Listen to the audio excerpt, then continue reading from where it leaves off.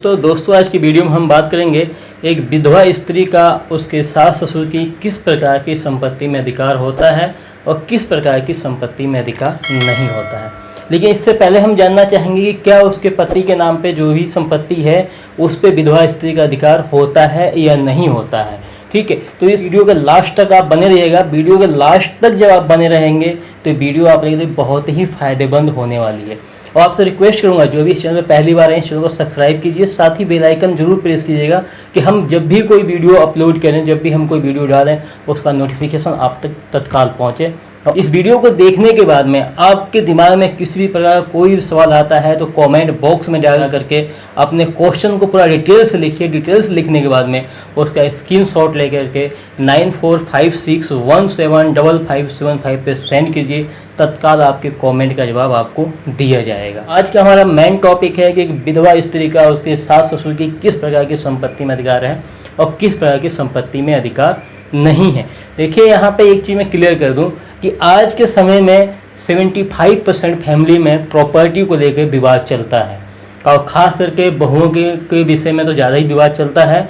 तो विवाद दो प्रकार से चलते हैं, एक तो परेशान करने के लिए विवाद चलता है, दूसरा अनजाने में विवाद चलता है। ये सब चीज़ें गलत हैं। इस वीडियो को आप ध्यान से देखिएगा। इस वीडियो को ध्यान से देखेंगे तब आप जानेंगे और समझेंगे भी एक विधवा स्त्री का सास ससुर की किस प्रकार की प्रॉपर्टी में अधिकार है, किस प्रकार की प्रॉपर्टी में अधिकार नहीं है।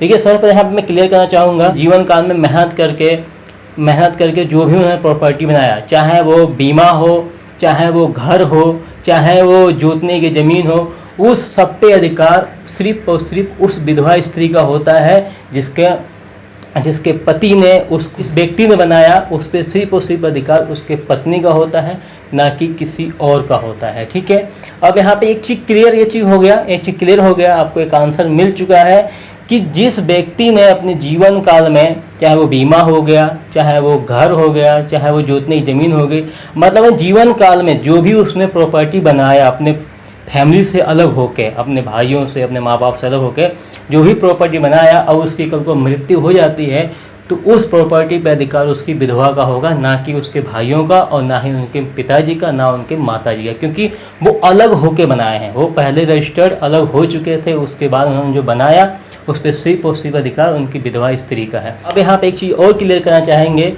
यहाँ पे एक चीज़ मैं क्लियर करना चाहूँगा, विधवा स्त्री के पति के जीवन काल में उनके सास ससुर से, मतलब विधवा स्त्री के सास ससुर से, मतलब जो जोतने की जो जगह थी या जो पैतृक संपत्ति थी या स्वयार्जित संपत्ति थी, उससे उनके पति को कोई भी हिस्सा नहीं मिला था। ठीक है, और उससे पहले उनके पति का जो है कि मृत्यु हो गया।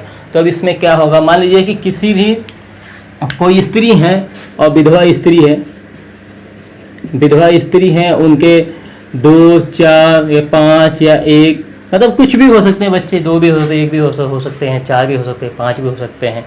ठीक है, मतलब कि ये जरूरी नहीं है कि एक ही, ये अनिवार्य तो है नहीं, मतलब भाई कितने भी बच्चे हो सकते हैं, 2, 3, 4, 5 भी हो सकते हैं। 2, 3, 4, 5 बेटे हैं और विधवा स्त्री के जो ससुर हैं इनके पति को अपने पैतृक संपत्ति से और स्वयार्जित संपत्ति से कोई भी हिस्सा नहीं दिया था। इस चीज़ को यहाँ ध्यान से समझिएगा कि विधवा स्त्री की जब पति जीवित थे तो उस समय इनके ससुर ने इनके पति को अपनी पैतृक संपत्ति से और स्वयार्जित संपत्ति से कोई भी हिस्सा नहीं दिया था।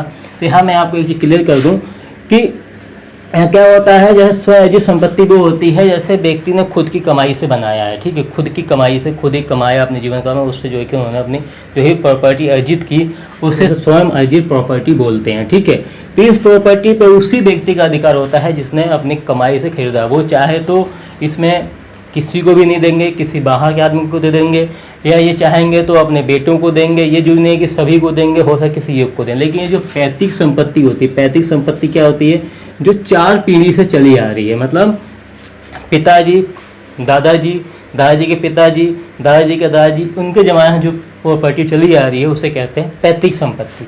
तो पैतृक संपत्ति का क्या मतलब होता है, पैतृक का जन्म होने वाला है ना, तो वो भी उसमें अधिकारी हो जाता है, वो भी उसका अधिकार होता है। मतलब अगर कोई बच्चा जन्म लेने वाला है तो वो भी पैतृक संपत्ति का अधिकारी हो जाता है। तो यहाँ की ध्यान सुनिएगा, अगर विधवा स्त्री के ससुर ने इनके पति को पैतृक संपत्ति और स्वयार्जित संपत्ति से अगर हिस्सा नहीं दिया था तो यहाँ पे क्या होगा कि स्वयाजी संपत्ति तो भैया उनके ऊपर है, वो देंगे कि नहीं देंगे, लेकिन पैतृक संपत्ति में इस विधवा स्त्री के बच्चे जो है कि अपना अधिकार जता सकते हैं और अपना हिस्सा ले सकते हैं। ठीक है, बाकी किसी प्रकार की कोई भी प्रॉपर्टी में भी एक विधवा स्त्री का हिस्सा नहीं होता है। सिर्फ और सिर्फ किस में हिस्सा होता है, जो पति ने अपने जीवन काल में जो भी संपत्ति बनाया, जो भी प्रॉपर्टी बनाया, चाहे वो बीमा हो, चाहे गाड़ी हो, चाहे घर हो, चाहे जोतने की ज़मीन हो, मतलब जीवन काल में जो भी संपत्ति बनाया है उस पर सिर्फ और सिर्फ अधिकार उस पति के विधवा स्त्री का होता है। मतलब जो भी बनाया उसकी मृत्यु हो गई तो उसकी विधवा स्त्री का होगा, ना कि किसी और का होगा। ठीक है, और अगर उनके जीवन काल में उनके पिताजी के तरफ से कोई भी संपत्ति नहीं दी गई, चाहे पैतृक चाहे स्वयाजी संपत्ति है, तो उस मृतक व्यक्ति के जो बेटे हैं, जो बेटियां हैं, वो पैतृक संपत्ति में दावा कर सकते हैं और उनको उसमें से इनको हिस्सा मिलेगा। ठीक है, उम्मीद करता हूँ ये जानकारी आप लोगों को समझ में आई। जानकारी अगर समझ में आई हो तो वीडियो को लाइक शेयर कमेंट कीजिए, साथ ही वीडियो को ज़्यादा शेयर भी कीजिएगा। किस प्रकार से किसी पास समस्या हो तो इस वीडियो को देख के वो अपना हल कर सके। ठीक है, और मैंने आपको इसमें जो है कि व्हाट्सअप नंबर दिया 9456175575। और किस भाई कोई भी समस्या आती है तो आप तत्काल इस नंबर पर संपर्क कीजिए, आपको उसका उत्तर मिलेगा। ठीक है, तो उम्मीद ठीक है मिलेगा। तो मिलते हैं किसी नेक्स्ट वीडियो में किसी बेहतरीन टॉपिक के साथ में। तब तक के लिए जय हिंद।